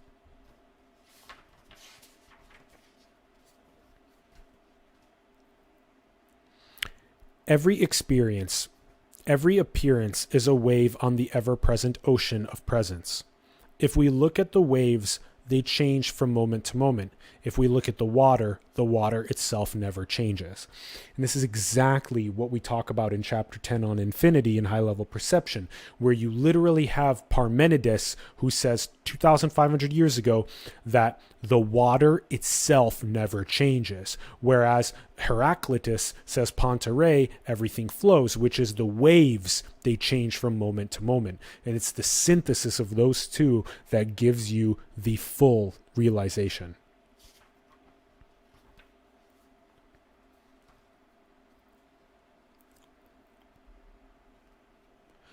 The flow of a river always changes shape, but the substance of a river never disappears. And again, we have the screen analogy. Experience is like an image on a TV screen. Appearances come and go, but in fact, the appearance of the image is nothing but the screen, and the screen does not come and go. This ever-present now is colored from time to time with apparent objectivity.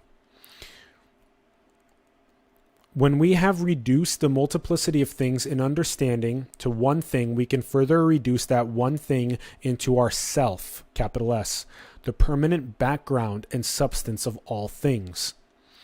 This discovery does not make it so, but rather reveals that it has always been so. And this is a recent visual that we posted on our Instagram. Again, it's the wisdom of digging all the way to water. So approximately 85% of people on the planet live in a state of multiplicity, aka the egoic separate self. And then there are some people that are seeking on the spiritual path to get to this ocean. And some of them have reached a little water, and that's the oneness.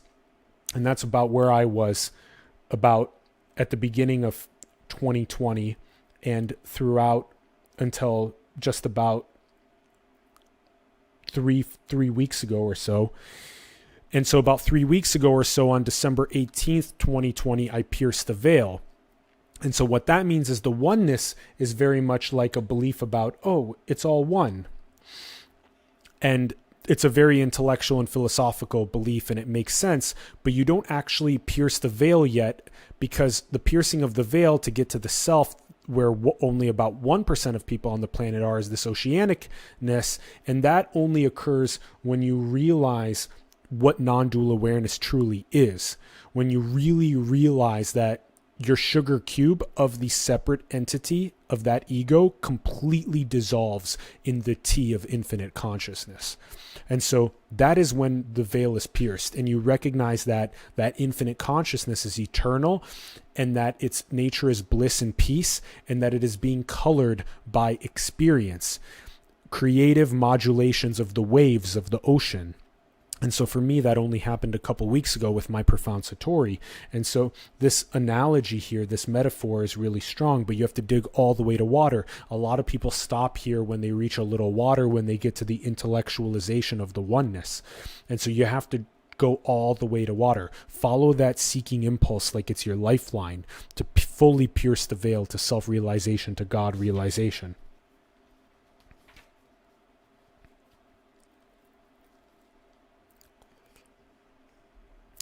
If we truly feel that everything and everyone is an expression of the same one reality that we ourselves are, we will act accordingly and will quite literally behave towards others as we would behave towards ourselves. Whatever the shape of that action, it will come from the feeling of the essential oneness of all things.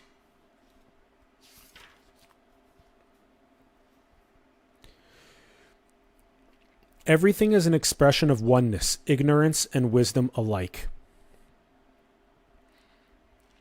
If we think we experience objects, we are not experiencing consciousness knowingly. To experience separate objects is not to experience consciousness knowingly. To experience consciousness knowingly is to not experience objects. We cannot claim to be experiencing objects and consciousness at the same time. Maya still dances, but it is a dance of love, not seduction. I love that. As a result, we no longer believe the divisive dualistic concepts of the mind. We no longer believe in good and bad as absolute realities. If we see everything as an expression of one reality, we are taking our stand at a place that is prior to the mind, prior to good and bad, right and wrong. And that's why Rumi has a quote also that goes something along the lines of, I'll meet you on the other side, where the transcendent of the duality of right and wrong is. True benevolent indifference of presence.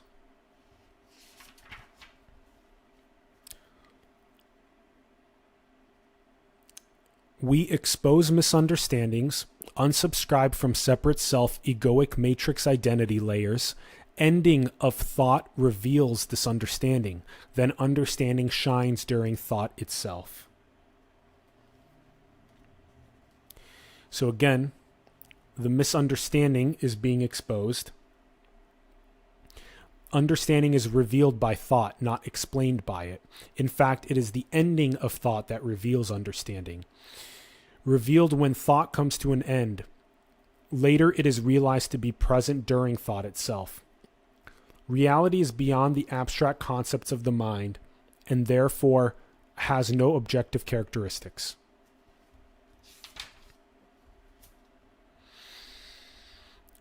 The thought that seeks reality comes to its own limit and plunges into reality itself. It dies in that which it was seeking, and its dissolution is the revelation of that ever-present reality. This non-objective experience has an impact on the body-mind and is usually described in terms of some sort of release or expansion. The clenched fist. Letting go. The experience that it is looking for is the experience of its own self, its own ever-present reality, which is lying behind and within every experience, including the experience of seeking itself. The experience that consciousness is looking for is prior to the body and the mind. It knows itself as space during the presence and the absence of the house.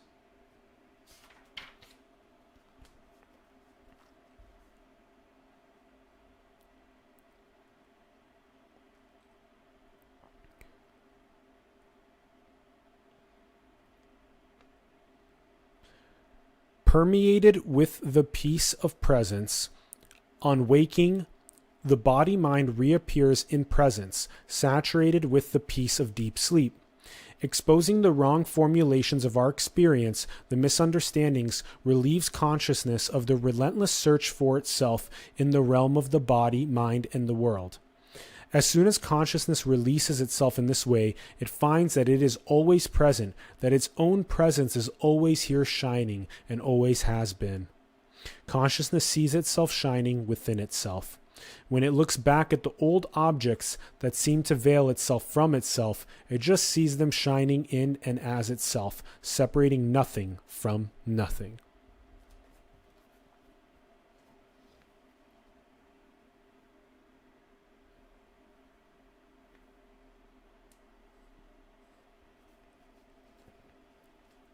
Here's a great Ramana Maharshi quote. That which is not present in deep, dreamless sleep is not real. So deep sleep is peace and myself. Peace, consciousness without an object, enables the body and mind to reappear refreshed in the morning, saturated with the peace from which it arises.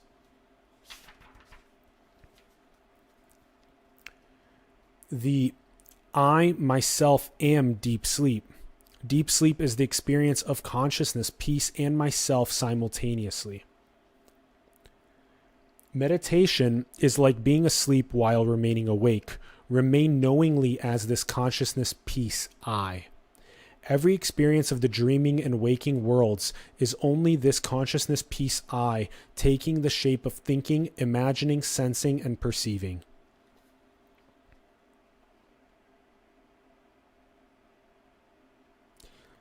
It is that which takes the shape of every experience, and that which is the substance, the reality of every experience.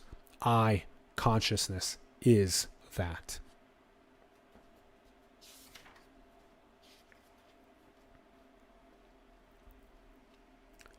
Silence is the background of presence, which is the support and substance of all appearances, including an absence of sound, aka the silence between the notes is what makes the music. And that's the oceanicness between the waves. It is an alive, open unknowingness that is free to take any shape or any position at any moment in relation to the moment itself. The words are the packaging. Once the message, this unknowing openness, is delivered, or rather revealed, the packaging can be discarded, the words can be forgotten. The teaching remains free of fixed formulations, dogma, and fundamentalism. It remains fluid, playful, enjoyable, unpredictable, and ungraspable. It always leaves us in open unknowingness. This open unknowingness is what we are. And that's why the direct path is such a profound teaching compared to the dogma and fundamentalism of any of the old traditions that have kept us religiously enslaved to some sort of a deity that is exterior. The kingdom of God is within you. Luke 17:21 and Leo Tolstoy. It returns the veiled unknowingness to an open unknowingness that is silent, empty, free, luminous, transparent, and unlimited, ready at any moment to take the shape of just this.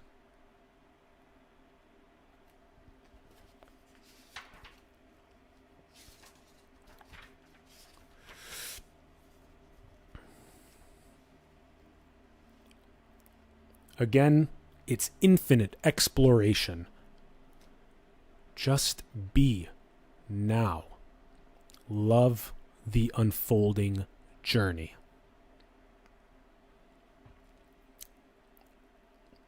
Oceanicness, infinitely modulating creatively as waves.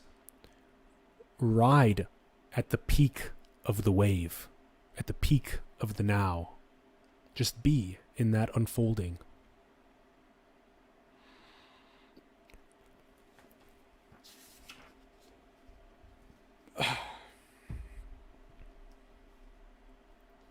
There is only consciousness, being.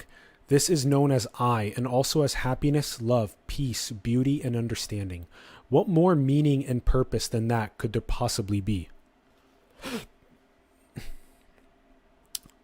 The end of the desire reveals the underlying ever-present happiness.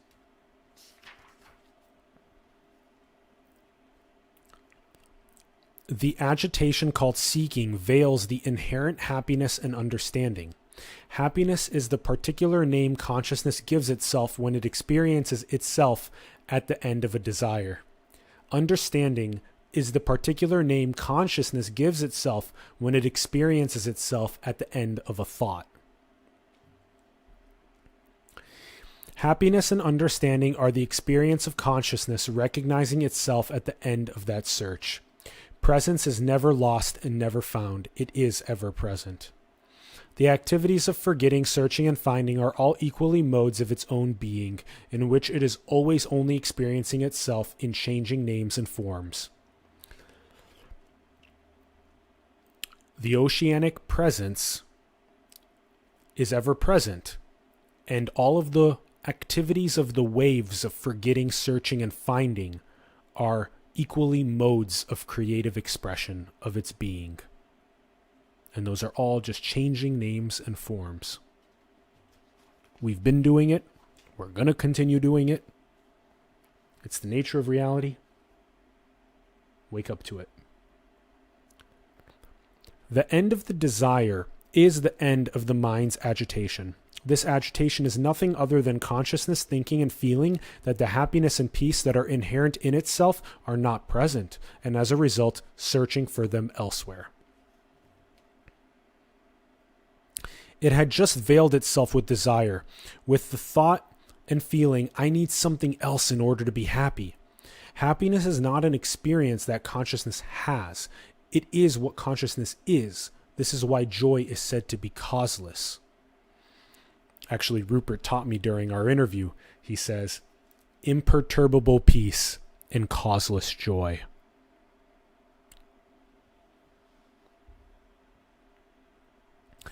Happiness, like beauty and love, is absolute, not relative. They are all inherent in consciousness.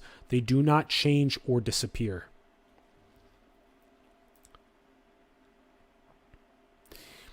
Peace is beyond the mind. Joy is uncaused. Beauty has no form. Love is unconditional, and understanding knows no object. There is peace, joy, beauty, love, and understanding, and all these are experiences of the transparent, luminous, empty knowingness of presence. Beautiful. All unhappy states are only this consciousness forgetting itself. Dun, dun, dun, dun, dun. The ultimate cause of suffering is ignorance of our true nature. That is, the ignoring of our true nature, the ignoring of consciousness. Where is suffering in deep sleep? It is non-existent. Deep sleep and the present moment share much in common. The past and the future have much in common with the dream state. Suffering, by definition, requires the presence of a separate entity for its existence. However, that separate entity is itself non-existent, imaginary.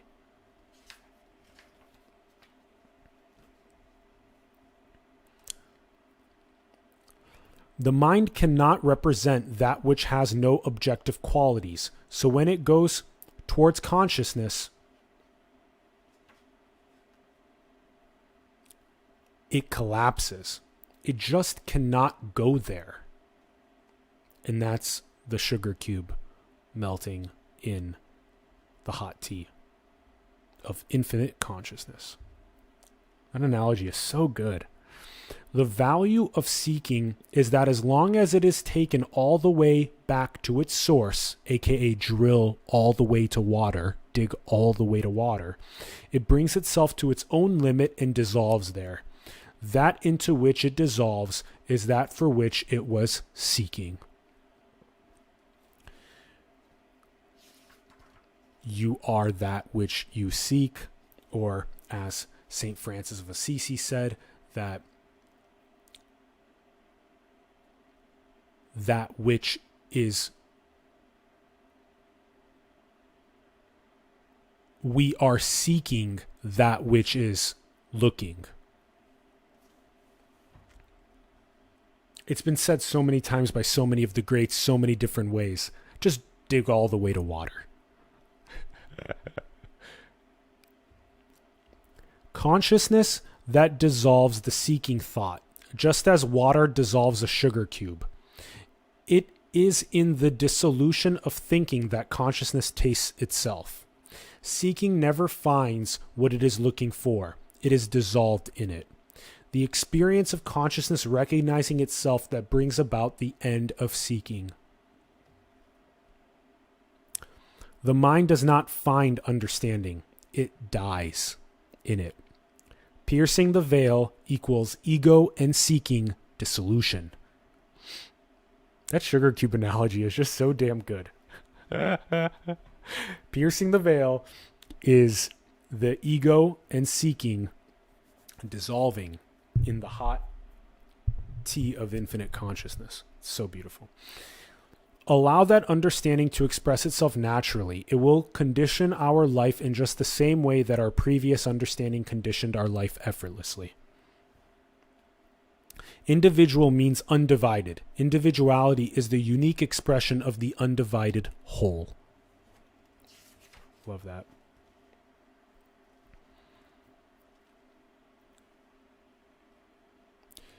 Flourish rather than diminish when we are relieved of the straitjacket of ignorance, when we stop ignoring ourself. Complete openness, sensitivity, vulnerability, and availability.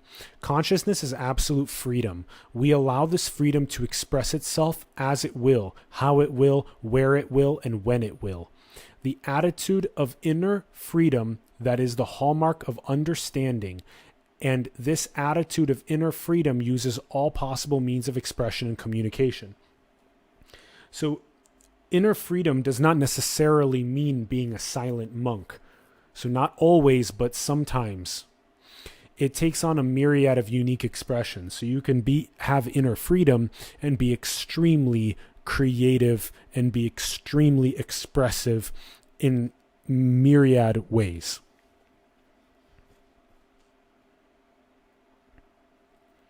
We no longer escape these feelings. We have the courage to face them. We do not do anything with them or to them, and by the same token, we do not deny, avoid, or suppress them. These all-consuming feelings lose their bite. They are neutralized not because we have done anything to them, but simply because they have been seen for what they are.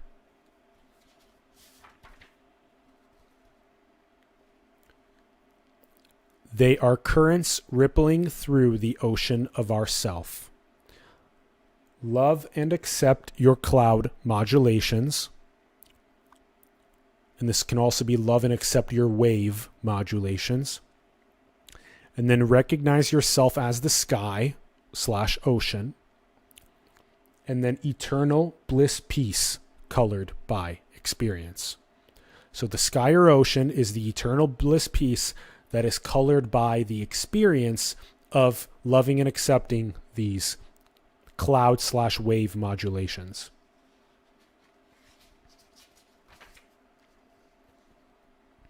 It is the permanence of the screen that is indicated by the apparent continuity of the traveling dot.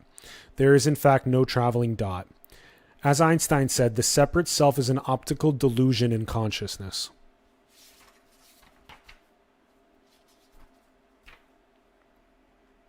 Consciousness is the most intimate thing we know. The intimacy that we seek and love in relationships is precisely this intimacy of our own self.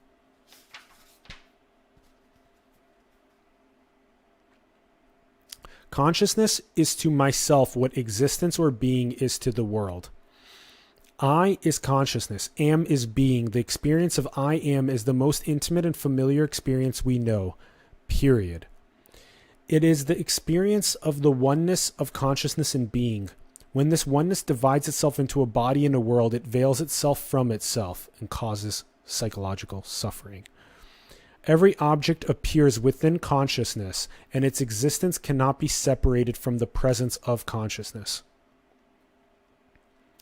Consciousness is the fundamental reality of the world, that consciousness and being are one. And you have this I am.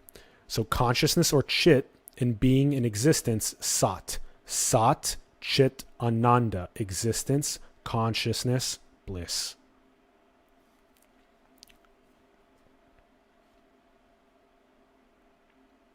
Consciousness is naturally one with all things. It is one with the totality of experience. At times, consciousness contracts itself, shrinks itself into a body, and this self-contraction requires constant maintenance.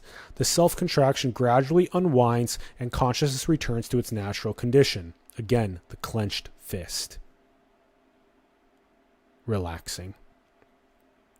Desiring and fearing are two of the main ways that consciousness maintains its self-contraction as an apparent separate entity.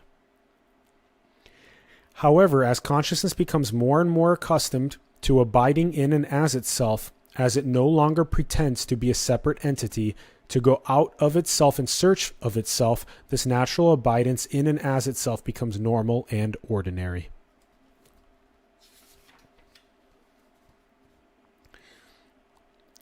The self-contraction, which once seemed to be so normal and ordinary, that now becomes extraordinary. The real blasphemy is to think, I am a separate entity. With that thought, consciousness denies its own unlimited universal sovereignty. It surrenders its freedom. It is its freedom to do so. Out of this freedom, consciousness projects the mind, the body, and the world through the faculties of thinking, imagining, sensing, and perceiving. There is nothing wrong with the projection of a separate entity. It is essential for many aspects of life. It is only the exclusive identification with it that is problematic. It sees all things in and as itself. That's it, folks. So profoundly important. Also, check out the other publications by Rupert. Again, you can find all of these. The Art of Peace and Happiness, The Intimacy of All Experience, Sayings on the Essence of Non-Duality, 30 Meditations on the Essence of Non-Duality, The Light of Pure Knowing, The Ashes of Love, and Presence Volume 1 and 2. Go and find all of those on Rupert's website. The link's in the bio below. Again, this ending, so we see all things in and as ourselves. Everything is us. The universal one, the infinite consciousness. again, go and check out more by Rupert. Also, this is his website. It's also in the bio below, rupertspira.com. Go and check that out. He also is a great ceramic artist. You can go see that there too. Again, the essence of this is so simple, guys. The transparency of things, simply put,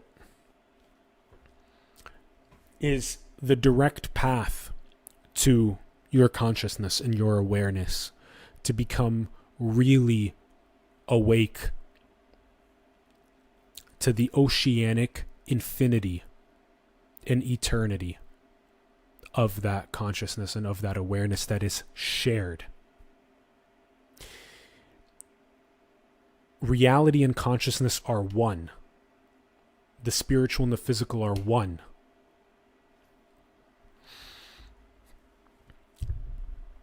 Our nature is bliss and peace.